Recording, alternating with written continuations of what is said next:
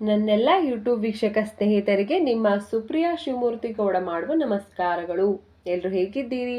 ಚೆನ್ನಾಗಿದ್ದೀರಾ ಅಂತ ಭಾವಿಸ್ತಾ ರಾಮಾಯಣದ 81ನೇ ಒಂದು ಭಾಗವನ್ನು ನಾನೀಗ ಪ್ರಾರಂಭಿಸ್ತಾ ಇದ್ದೀನಿ. ಅಶೋಕವನದಲ್ಲಿ ಸೀತಾದೇವಿಯ ಸುತ್ತ ಅನೇಕ ರಾಕ್ಷಸಿಯರಿದ್ದು ಅವರ ನಡುವೆ ಇರುವಂತಹ ಸೀತಾದೇವಿಯನ್ನು ಹೇಗೆ ಮಾತನಾಡಿಸೋದು ಅಂತ ಹೇಳ್ಬಿಟ್ಟು ಹಿಂದಿನ ಸಂಚಿಕೆಯಲ್ಲಿ ಆಂಜನೇಯ ಸ್ವಾಮಿ ಯೋಚಿಸ್ತಾ ಇದ್ದಾರೆ. ಆ ಒಂದು ಮುಂದುವರೆದ ಭಾಗವೇ ಇದು. ಕಾವಲುಗಾರರು ಅಲಕ್ಷ್ಯರಾದಾಗ ನಾನು ಸೀತೆಯನ್ನು ಭೇಟಿಯಾಗುವೆ. ನಾನು ಸಂಸ್ಕೃತದಲ್ಲಿ ಮಾತನಾಡಿದರೆ ಅವಳು ನನ್ನ ಮಾತುಗಳನ್ನು ಖಂಡಿತವಾಗಿಯೂ ನಂಬುತ್ತಾಳೆ. ಆದರೆ ಬ್ರಾಹ್ಮಣನಂತೆ ಮಾತನಾಡುತ್ತಿರುವ ನಾನು ಸಾಧುವಿನ ವೇಷದಲ್ಲಿ ಬಂದಿರುವ ರಾವಣನೆಂದು ಅವಳು ಯೋಚಿಸಬಹುದೇನೋ. ಬಹುಶಃ ನಾನು ಅಯೋಧ್ಯೆಯ ಪ್ರಾಂತೀಯ ಭಾಷೆಯಲ್ಲಿ ಮಾತನಾಡುವುದೇ ಉಚಿತವೇನೋ. ಆದರೂ ಕಪಿಯೊಂದು ಮಾನವನಂತೆ ಮಾತನಾಡುತ್ತಿರುವುದನ್ನು ಕೇಳುವ ಅವಳು ನಾನು ರಾವಣನೇ ಎಂದು ಯೋಚಿಸಬಹುದು.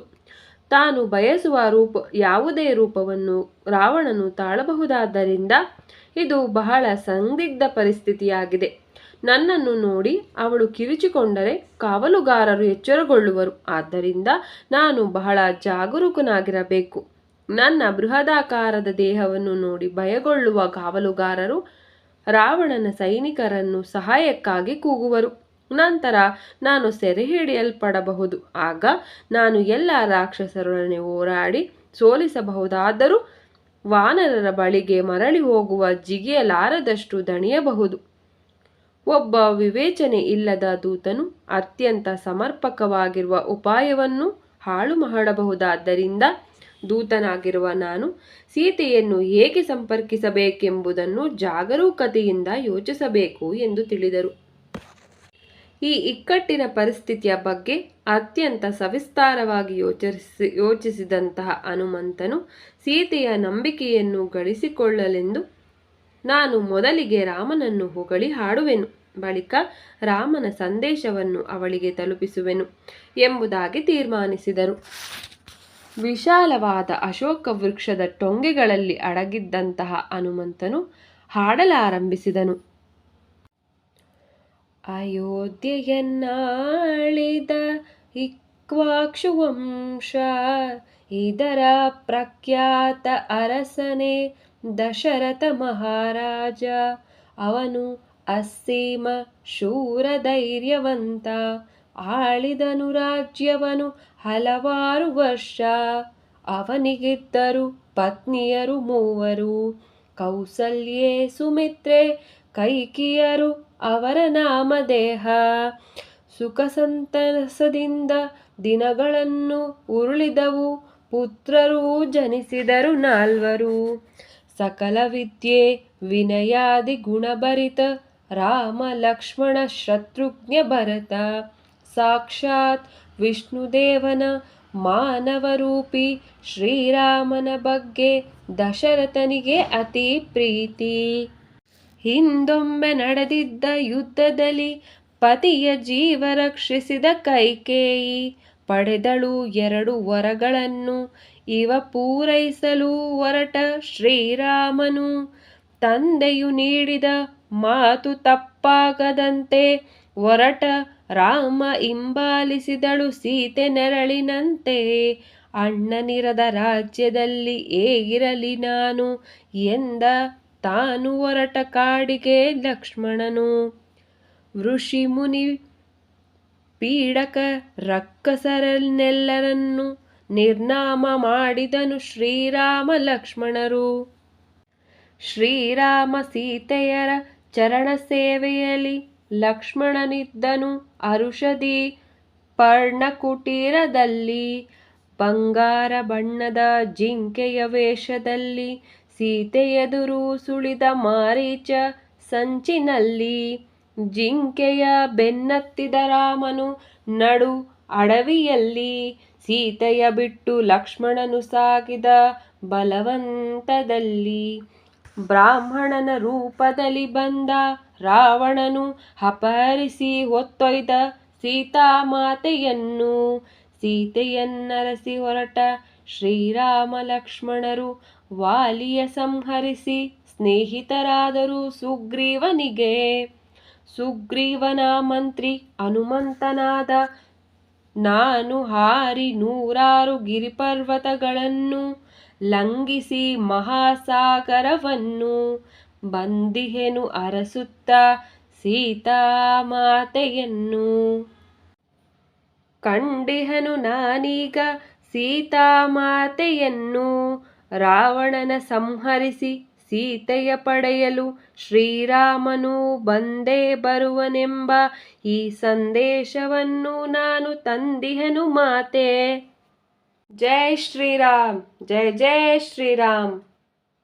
ಹನುಮಂತನು ಹೀಗೆ ಹಾಡುತ್ತಾ ಸುಮ್ಮನಾದ ತಕ್ಷಣವೇ ಹೀಗೆ ನುಡಿದವರು ಯಾರೆಂದು ಹುಡುಕಲು ಆಶಿಸಿದ ಸೀತೆಯು ಮರದ ಕಡೆಗೆ ತಲೆ ಎತ್ತಿ ನೋಡಿದಳು. ಹನುಮಂತನನ್ನು ಕಂಡೊಡನೆಯೇ ತಾನು ಕನಸೊಂದನ್ನು ಕಾಣುತ್ತಿರಬೇಕೆಂದು ಯೋಚಿಸಿದ ಅವಳು ಕನಸಿನಲ್ಲಿ ಕೋತಿಯನ್ನು ಕಾಣುವುದು ಅಶುಭಕರ ಎಂದು ತನ್ನಲ್ಲಿಯೇ ಗೊಣಗಿಸಿಕೊಂಡಳು.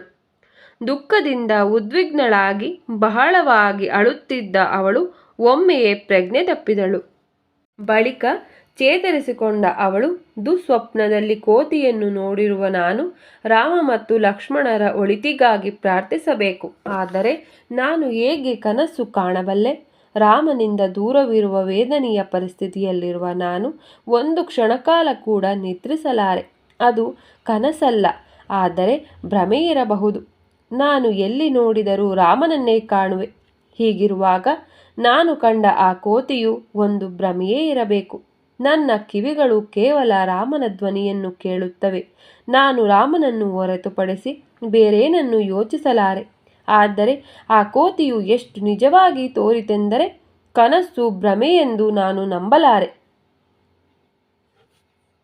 ಏ ಬ್ರಹ್ಮ, ಇಂದ್ರ, ಸೂರ್ಯ ಮತ್ತು ವಾಯುದೇವರೇ, ಆ ಕೋತಿಯು ಇರುವುದು ನಿಜವೇ ಆಗಿರಲಿ ಮತ್ತು ರಾಮನ ಬಗ್ಗೆ ಅವನಾಡಿದ ಮಾತುಗಳು ನನಗೆ ಶುಭವನ್ನು ತರಲಿ ಎಂದು ಯೋಚಿಸಿದಳು.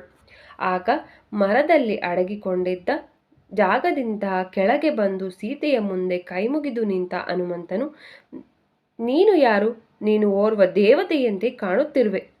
ನೀನು ರಾಮನ ಪತ್ನಿಯೇ ಇರಬೇಕೆಂದು ನಾನು ಊಹಿಸುತ್ತೇನೆ ಎಂದನು. ರಾಮನ ಹೆಸರನ್ನು ಕೇಳಿದ ಸೀತೆಯು ಅತ್ಯಂತ ಆನಂದಪಟ್ಟಳು. ಹನುಮಂತನ ಪ್ರಶ್ನೆಗಳಿಗೆ ಉತ್ತರವಾಗಿ ಅವಳು ತನ್ನ ಜೀವನದ ಸಂಪೂರ್ಣ ವೃತ್ತಾಂತವನ್ನು ಬಹುಮಟ್ಟಿಗೆ ಹೇಳಿದಳು. ತನ್ನ ಮಾತುಗಳನ್ನು ಕೊನೆಗೊಳಿಸಿದ ಅವಳು, ನಾನು ಜೀವಂತವಾಗಿರಲು ರಾವಣನು ಕೇವಲ 2 ತಿಂಗಳ ಕಾಲಾವಕಾಶವನ್ನು ಕೊಟ್ಟಿರುವನು. ಆ ಕಾಲಾವಕಾಶ ಮುಗಿಯುವ ಮುನ್ನ ರಾಮನು ಇಲ್ಲಿಗೆ ಬರದಿದ್ದಲ್ಲಿ ನಾನು ನನ್ನ ಪ್ರಾಣವನ್ನು ತ್ಯಜಿಸಬೇಕಾಗುವುದು ಎಂದು ವಿವರಿಸಿದಳು. ನಂಬಿಕೆಯನ್ನು ಗಳಿಸಿಕೊಂಡ ಹನುಮಂತನು, ನಾನು ರಾಮನ ದೂತ. ರಾಮನು ಸುಸ್ಥಿತಿಯಲ್ಲಿರುವನೆಂದು ನಾನು ನಿನಗೆ ಭರವಸೆ ಕೊಡಬಲ್ಲೆ. ನಿನ್ನನ್ನು ಹುಡುಕಲು ನನ್ನನ್ನು ಇಲ್ಲಿಗೆ ಕಳುಹಿಸಿರುವ ಅವನು ನಿನ್ನ ಯೋಗಕ್ಷೇಮದ ಬಗ್ಗೆ ಕಾತರತೆಯಿಂದ ವಿಚಾರಿಸಿರುವನು ಎಂದನು. ಸೀತೆಯು ಹರ್ಷಿತಳಾದಳು ಮತ್ತು ಅವರಿಬ್ಬರೂ ತಮ್ಮ ಮಾತುಗಳನ್ನು ಬಹಳ ಸಂತೋಷದಿಂದ ಮುಂದುವರಿಸಿದರು. ಅವರು ಸಂಭಾಷಣೆಯಲ್ಲಿ ಮಗ್ನರಾಗಿದ್ದಾಗ ಹನುಮಂತನು ಸೀತೆಯ ಸನಿಹ ನಿಧಾನವಾಗಿ ಬರಲಾರಂಭಿಸಿದನು. ಇದನ್ನು ಗಮನಿಸಿ ವೇಷ ಮರೆಸಿಕೊಂಡು ಬಂದಿರುವ ಆ ಕೋತಿಯು ರಾವಣನೇ ಇರಬೇಕೆಂದು ಯೋಚನೆಯಿಂದ ಒಮ್ಮೆಲೆ ಸೀತೆಯು, ಅಯ್ಯೋ, ನಿನ್ನ ಜೊತೆ ಮಾತನಾಡುವ ಜಾಲದಲ್ಲಿ ಸಿಲುಕಿಕೊಂಡಿರುವುದು ಎಷ್ಟು ಅಸಹ್ಯಕರ ಎಂದಳು. ಬಳಿಕ ವೇದನೆಯಿಂದ ಆಯಾಸಗೊಂಡು ನೆಲಕ್ಕೆ ಉರುಳಿದ ಸೀತೆಯು, ನೀನು ವೇಷ ಮರೆಸಿಕೊಂಡು ನನ್ನ ಬಳಿ ಬಂದಿರುವುದು ಎಷ್ಟು ಅಸಹ್ಯಕರ ಎಂದು ತೆಗಳಿದಳು ಮತ್ತು ಕೂಡಲೇ ಯೋಚಿಸತೊಡಗಿದಳು. ಈ ಕೋತಿಯನ್ನು ಕಂಡು ನನ್ನ ಮನಸ್ಸಿಗೆ ಅತ್ಯಂತ ಆನಂದವಾಗುತ್ತಿದೆ.